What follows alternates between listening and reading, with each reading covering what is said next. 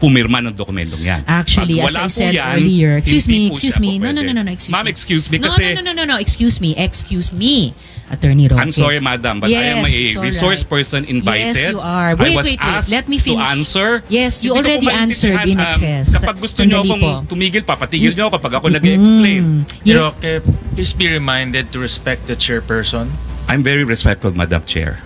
Paano respectful na nagsasalita siya, sinasabayan mo siya? I apologize, Senator Gatchalian. One more, I apologize. I will cite you in contempt. And ito ang Wow Trending Lecture ang inabot ng mga senador kay Attorney Harry Roque sa pagharap nito sa Senado dahil sa pagkadawit ng kanyang pangalan sa usapin ng Pogo sa Porac, Pampanga noong nakaraang Senate hearing. Lumabas ang pangalan ni Attorney Harry Roque bilang legal counsel ng Pogo na Lucky South 99 na ayon pa nga kay Attorney Harry Roque nang tanungin ito ni Senador Riza Hontiveros na do you maintain na hindi kayo abogado ng Lucky South 99 o anumang Pogo sa Pilipinas? Ang sagot ni Attorney Roque kay Senador Riza Hontiveros na I maintain as an officer of the courts and under oath before the Senate of the Republic of the Philippines that I never acted as legal counsel for Lucky South 99 or for any other Pogo. Inulit-ulit pa kasi ang tanong ni Senador Riza Hontiveros na nakipag-meeting si Attorney Harry Roque sa PAGCOR kasama ang isang Chinese national na si Cassandra Leong. Dito ni-lecture ni Attorney Harry Roque ang mga senador at nagkainitan pa sila ni Senador Riza Hontiveros dahil bakit daw sila tuturuan na alam naman daw nila ang kanilang ginagawa. At tinakot pa ni Senador Win Gatchalian si Attorney Harry Roque na i-contempt sa Senado. Inamin din ng BI na walang search warrant ang pag-raid ng bahay ni Attorney Harry Roque sa Benguet. Illegal ang kanilang ginawa. Kaya kahapon sa isang interview kay Attorney Harry Roque, dahil sa galit nito, sasabihin daw niya nahuhubaran niya ng maskara kung sino ang tunay na protektor ng mga Pogo sa Pilipinas. Ayon pa sa mga netizen na masyadong matalino si Attorney Harry Roque pagdating sa batas at hindi ito kaya ng mga senador. Kaya tahimik na lang na nakikinig si Senador Jinggoy Estrada at hindi na nagtanong pa kay Attorney Harry Roque. Komento pa ng mga netizen na hindi ito pabor sa inasal ni Attorney Harry Roque sa kakatapos lang na Senate hearing. Ayon pa sa kanila, kahit magaling siyang sumagot pero hindi rin yan mananalo kung talagang nagkasala yan at matibay yung mga ebidensya. Mahirap makipagtalo sa taong mas matalino pa sa'yo, Senador Riza Hontiveros. Keep it up. Kung may katotohanan talaga yung panig natin, lalabas din ng totoo. Kaya lang, matalino talaga yung abogado na yan. Kaya namamali lang tayo. Tiwala lang. Nalalabas din ang katotohanan. Huwag nyo lang hayaan na parang bata ka kapag nagkasagutan. Nagmumukha kasi tayong mangmang.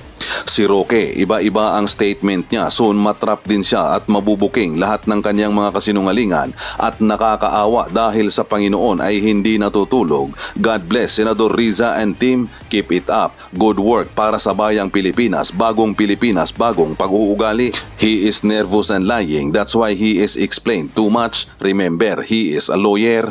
Halatang guilty siya, gigil siya, very defensive. Kailangan may paglalagyan yan dahil kung hindi, tatawanan lang kayo ng kampo niya. Dapat talagang marunong na lawyer ang dapat na mahalal na senador. Kapag mainit ang sagot mo, ibig sabihin involved ka dahil naiipit ka na. Kapag hindi ka involved, kahit anong sabihin ng mga tao at investigasyon, walang makikitang mali sa'yo. Abogado nga si Roque pero may amnesia siya dahil hindi niya alam kung kailan manahimik sa investigasyon ng Senado. Pati ba naman bahay sa Benguet na may pag-aari ni Roque alam puntahan ng mga Pogo boses? Nakapagtataka naman, Roque, ano naman yan, dinay mo pa? Ikaw ang nagpapunta sa kanila doon, umamin ka na. Okay. Yes, Madam Chair. Yes, thank you. Alright. So, Attorney Roque, incorporator rin po kayo, si Ms. Myla Roque at ang dating law partner nyo, incorporators po kayo sa Biancham, tama po ba? That is correct. Biancham is my family holding corporation. All right. It's part of our estate planning. All right. So, family holding corporation. Part of your estate planning. And then, ngayon, ang email address po sa cover sheet ng Articles of Incorporation ng Biancham,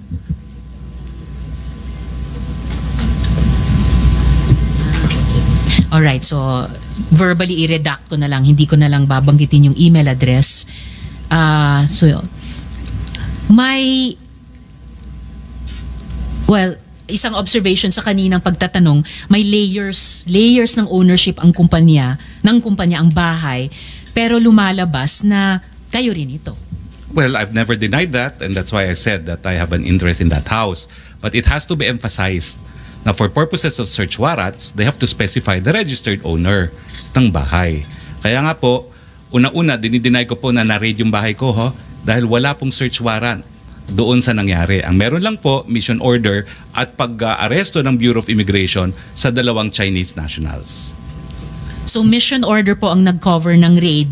Hindi po raid. Sorry. Ang apprehension po. Kasi ang raid po, wala pong search warrant at may abogado naman po yung mga foreigners na nakatira ron, hindi po sila pinapasok because under the Constitution and the Bill of Rights apply also to foreigners, hindi po sila po pwedeng pumasok na walang search warrant. Briefly, Attorney Roque, I'll leave you to just ask a related question sa BI.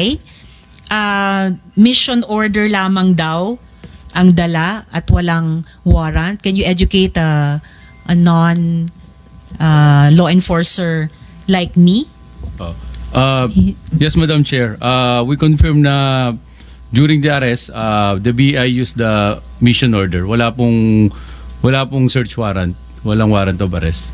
All right. So apprehended yung 2 tao at nasa custody ngayon ng PAOK. Yes, Madam Chair. All right. Salamat po. Back to Attorney Roque. Can I Yes, confirm? Opo. Can I confirm lang po na your wife, Ms. Myla Roque, is the managing director of Biancham since 2015 ayon sa annual report ng Pag-ibig. Well, she was with Pag-ibig and she was managing director of Biancham, but she resigned. She resigned. When po? I cannot remember exactly when, but as I said, we filed an application to be part of the AFAB property and we appended a feasibility study. Meron pong malicious report sa media making it appear na yun ang kinikita na namin. Ayan po ay feasibility study. The requirement po yan ng AFAB kung kayo po ay mag-apply para maging kabahagi ng teritoryo ng AFAB. So dahil po doon, ayaw ng misis ko yung ganyang mga kontrobersiya, sabi po niya, I want out. At kaya nga po, ang nangyari po dyan, talagang nag-withdraw din kami dun sa project na yan because my wife said, I really want out. I want my privacy. No? At yan po ang dahilan kung bakit nagkaroon po ng change of ownership. At yan din po ang dahilan kung bakit recently, we are now taking moves to reclaim Biancham. No? Except that my wife really says, I want out. And that's also why we are contemplating even a separation of property para malinaw na hindi siya may involve sa aking mga business undertakings. The decision was made also because we had business reversals in a solar project kung saan dun ko po iniinganyo yung Whirlwind company, no? And we lost a substantial amount of money in that business transaction. All right. Hanggang kailan managing partner yung asawa nyo sa Biancham?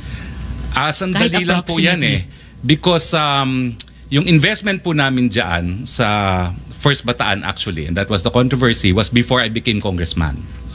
And the controversy came out when I was a newly elected congressman, and that's when she verbalized that she wanted out dahil ayaw niya Anong taon po yun nung naging rep Siguro kayo? 2016 po ako naging rep dahil So nanalo po ako nung 2016 elections. So she would have been managing partner for at least 1 year from 1 year lang 2015 po to yan. 2016. Hindi po nagtagal siya because she really wanted out. In fact, she wanted out of all my business transactions because gusto po niya maging pribadong individual.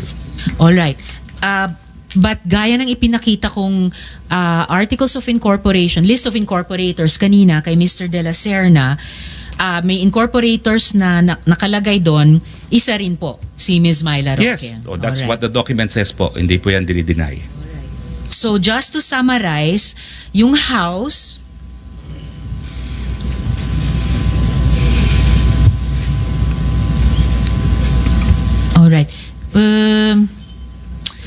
Okay, before I summarize, regarding yung pinaplano yung takeover sa Biancham, so ibig sabihin ba, bibilihin nyo yung shares ni AR?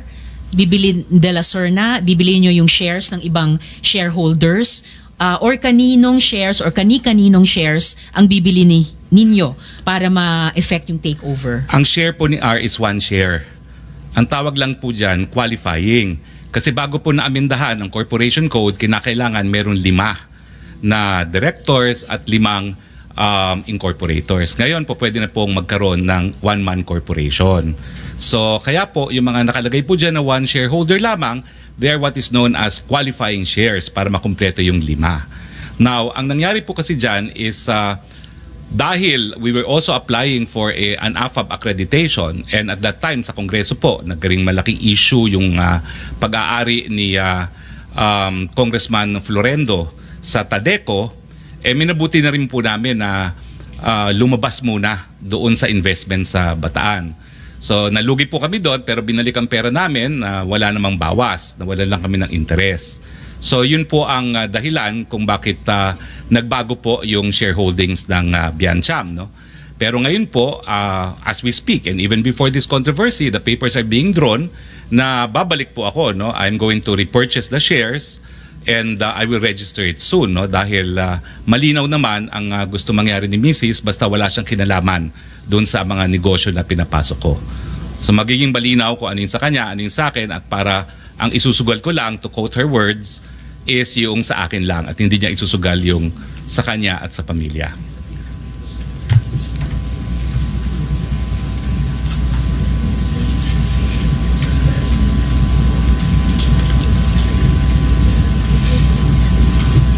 So, ibig sabihin po, i-buy out nyo sina Mr. De La Serna at yung iba pang shareholders para maging one-person corporation na yung Biancham sa inyo na po.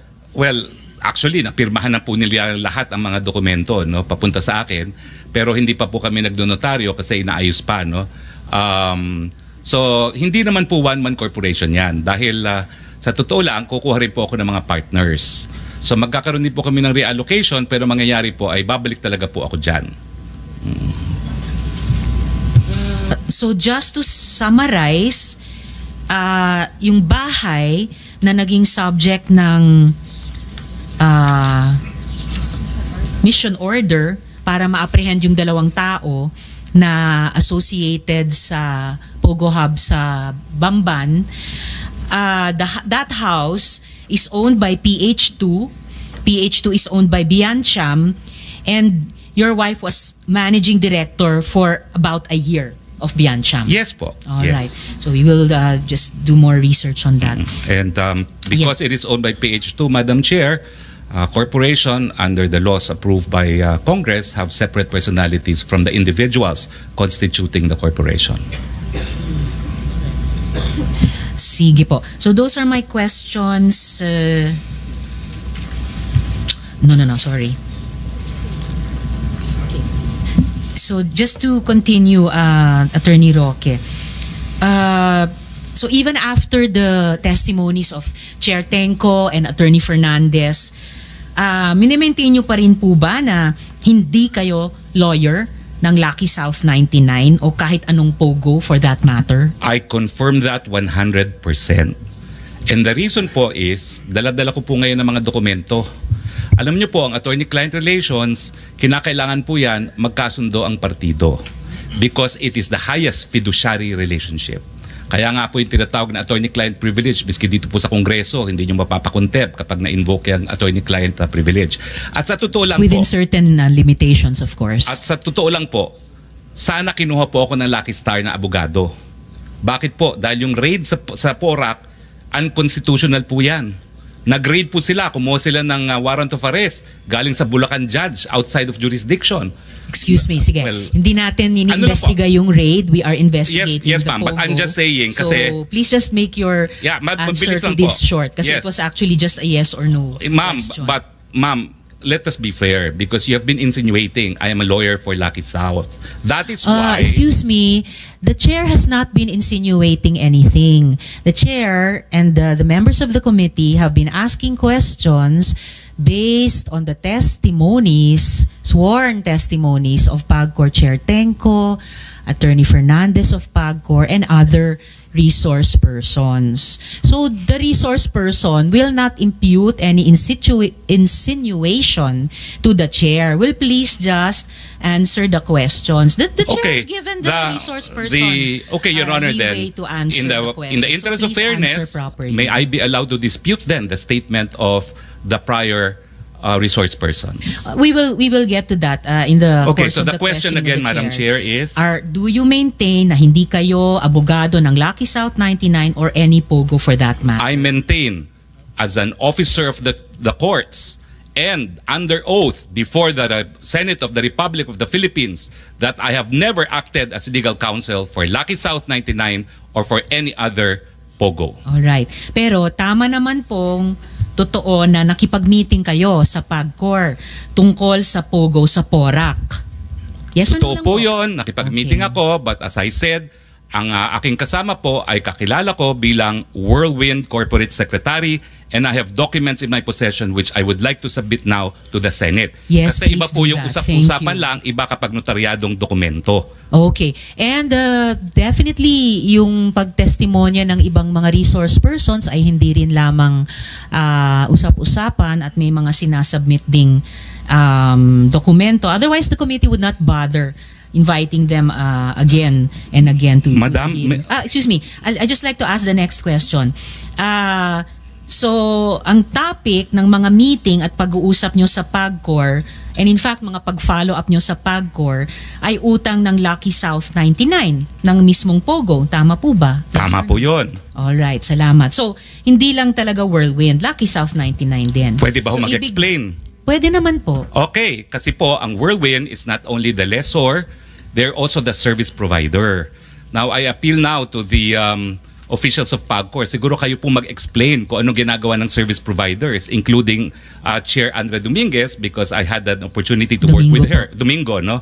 Ang service providers po, sila talaga ang nagbibigay ng lahat na kinakailangan ng mga POGO operators, kasi POGO operators po, lahat yan Chino.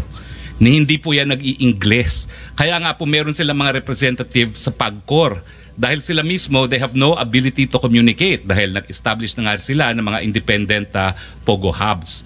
So ang pagkakaintindi ko po talaga, trabaho po ng service provider na magbigay ng serbisyo sa kanilang mga kliyente. Alright, Attorney. Salamat. The committee will ask further questions sa PAGCOR. Balik na lang po tayo dito sa Lucky South at PAGCOR, no? Ang sabi po nyo, you did not authorize the use of your name in the organizational chart. That was submitted as an official attachment by Lucky South 99 to PAGCOR. Totoo So, kasalanan po yan ni Cassie Linong, tama ba?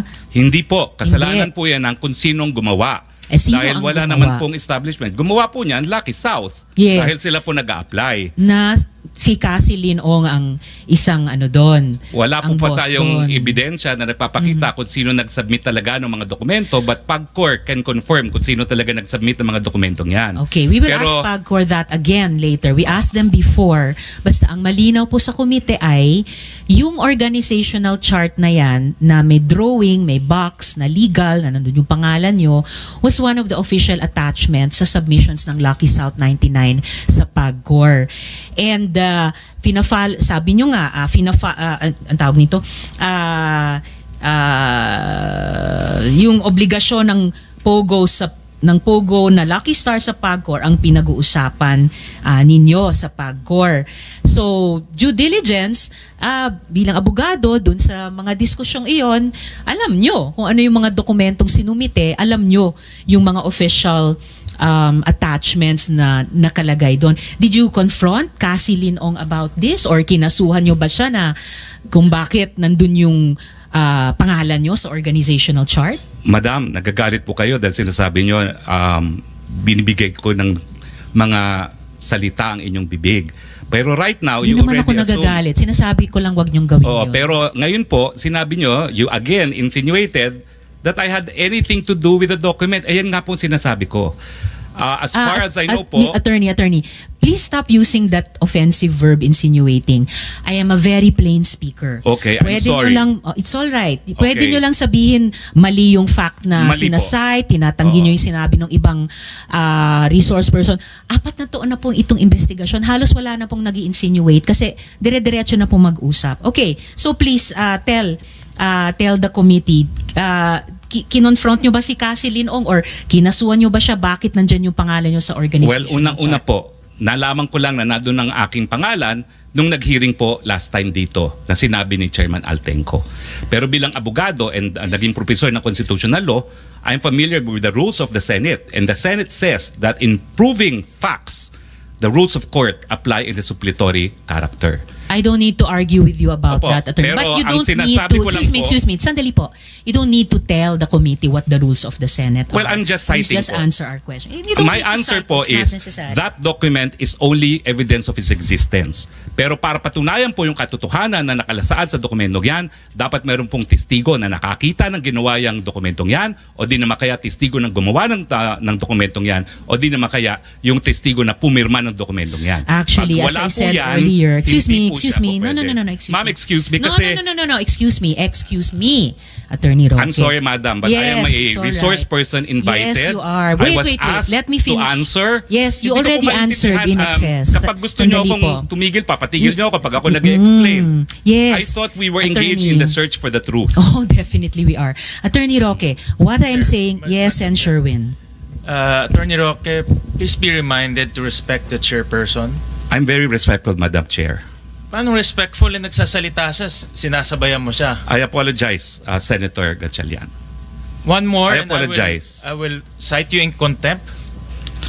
And if you disrespect the chairperson, we'll be compelled to cite you in contempt. I understand and I apologize. Mo naman Your Honor. sabayan siya, nagsasalita siya, siya ang chairperson. Okay, Your Honor. I understand. I apologize. Salamat, Sen Sherwin. At salamat, Attorney Roque, sa apology nyo kay Sen Sherwin.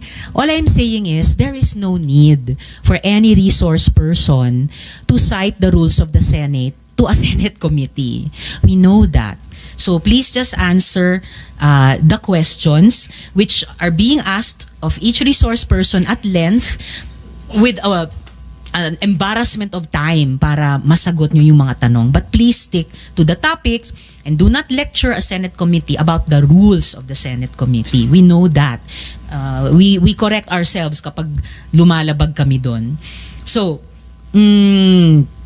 I suppose your answer is hindi kayo nagreklamo kay Cassie Leong at hindi nyo siya kinasuhan kung bakit nandun yung pangalan nyo sa chart. As I said, Madam, nalaman ko lang po yung pangalan ko nasa chart during the last hearing.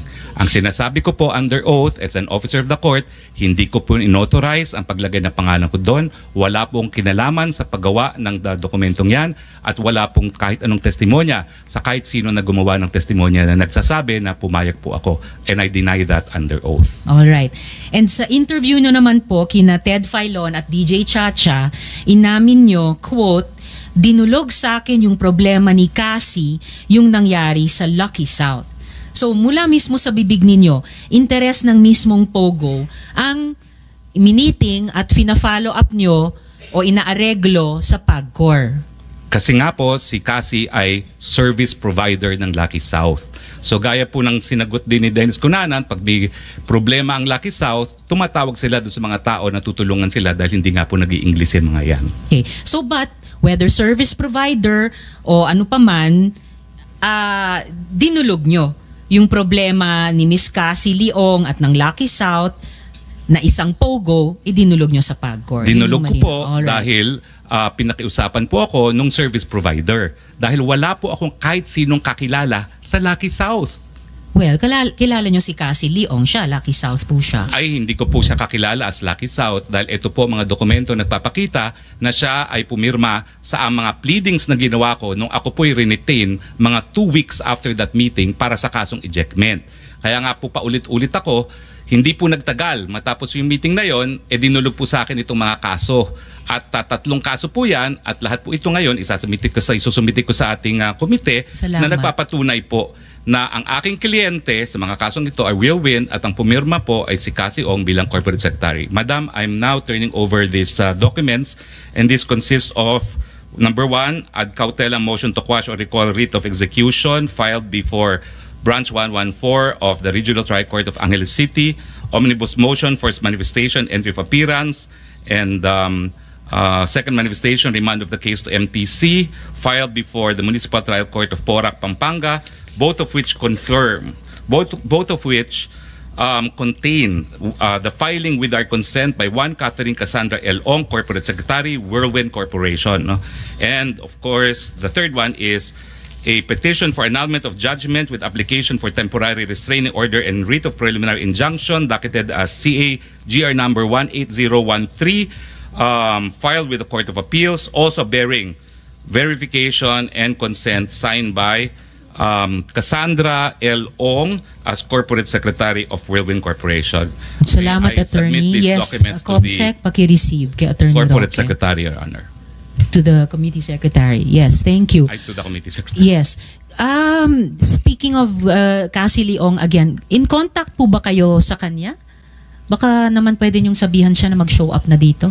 I will advise her to show up dahil kinakailangan talaga, especially to prove kung ano talaga yung reklamo niya kay Mr. Dennis Cunanan. Salamat. At kung nasa Singapore na siya, malapit lang naman mag-fly back. Ngayon, Attorney, Lucky South has had issues of criminality and illegal activity since 2021, and yet pinacilitate nyo itong problem-solving session sa PAGCOR. Bakit Ma'am, po? ang totoo po dyan ay, again, PAGCOR should be the one to clarify this. Yung na-in trouble po dyan is a sub-licensee. Dahil tinanong ko po si Cassie dyan. Yung panahon po na meron pang sub-licensee at mother's title po, mother license ang Lucky South, ang na-in trouble po dyan ay hindi po doon sa Porac. Doon po siya sa Friendship Highway. So it is a Saan po yun? sub-licensee. Anong pangalan at ang Friendship saan? Highway po ay it's also in Angeles City, no, not in Porac anymore. Pero yan pong na raid is not the Porac facility. It is a different location, a sub-licensee of Lucky Ano South. pong pangalan ng sub-licensee? Ay pareho naman po lahat yan eh. And the PAGCOR officials can confirm this. So it's also Lucky South 99? Well, because ginagamit po nila yung lisensya dahil nung unang panahon, allowed po ang mga sub-licensee at nandiyan naman po ang past and present leadership ng PAGCOR. Kaya hindi po naapektuhan ang operation ng Lucky South dahil na-establish naman na hindi po yung Lucky South na nag-ooperate sa Porac ang may pagkakasala dun sa raid na yon. Well, definitely the committee will get back to the current PAGCOR chair dahil napaka-unequivocal yung pagkasabi na Lucky South 99 mismo ang may problema. Okay, so Attorney, so ayaw nyo mang amining abogado kayo ng Pogo, malinaw na abogado naman kayo ng taga-areglo ng Pogo. So, Pwede bukod naman pa po dyan, yan. excuse me Attorney, sandali po. Bukod pa dyan, ang pag-areglong ginawa nyo sa PAGCOR nangyari noong 2023. Pero gaya ng nabanggit ko kanina, noong 2022 pa lang, ni-raid na ang Lucky South 99 dahil sa human trafficking. At hindi po isang sub-licensee ng Lucky South sa Friendship Highway o kahit saan pa man, but yung Lucky South dun sa Porac. Ito po ang tanong ko, sa kabila ng lahat ng yan, at kahit alam nyong trabaho ng Whirlwind, no? Whirlwind na protektahan ang interes ng Pogong may track record ng kriminalidad, pumayag pa rin kayong maging abogado nila. Tama po ba? Tama po yun kasi wala naman akong nalaman na merong raid noong 2021. Kasi na-meet ko na lang po sila tapos ng eleksyon. Na-meet ko na sila nung bumalik na ako sa aking private practice 2022 at hindi ko naman sinusubaybayan kung sino talaga yung mga na-raid ng 2021. At ang pagkakaalam ko po, sila ay Whirlwind kasi nga po 2 weeks after our meeting, lahat ng dokumento na pinirmahan nila kung saan nila ako retain as lawyer ay sa ngalan po ng Whirlwind. Again, fully documented po yan. So pero ang nasa likod ng isip ko kasi yung pagpulong nyo ni Cassie Leong ng Lucky South 99 sa PAGCOR. So